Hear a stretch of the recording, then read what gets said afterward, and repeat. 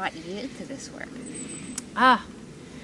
Well, as I was thinking about this, I realized that not many people in my life now know that this work came to me through my own personal experience of burnout and the really pretty devastating loss of my previous entrepreneurial dream. The reason I moved out to California was to start a violin school.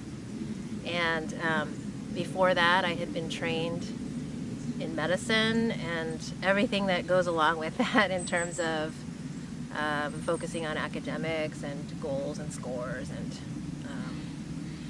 listening to all authority figures. And I was that kind of a teacher. And I had I took a lot of pride in the control that I had over everything and everyone around me. And I was definitely a perfectionist, but that was a label that I really bristled at. When people said, oh, you're such a perfectionist, like you should just let go, I really was kind of offended by that.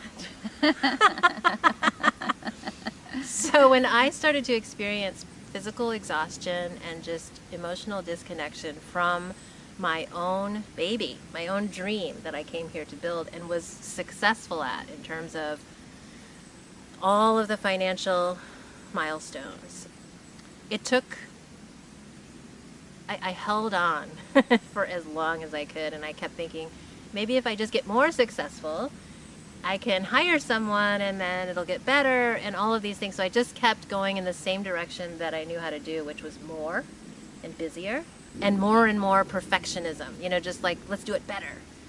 All of these kinds of mindsets. And so it finally took my body saying no in a huge way, in the form of back pain, and I was somebody that was very active and going to the gym, and then one day I could not move, I could not get out of my bed, and that was the moment when when it clicked that I have to do something different, even though I didn't know what that was.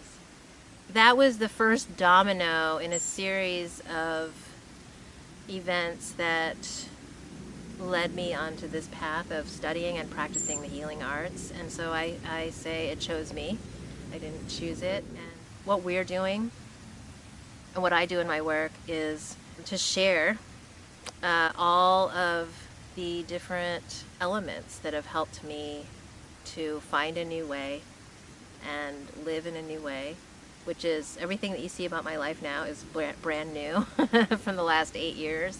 As I connected with nature, discovered my own creativity, and began to listen deeply to my body and allow myself to envision and imagine the life that I want.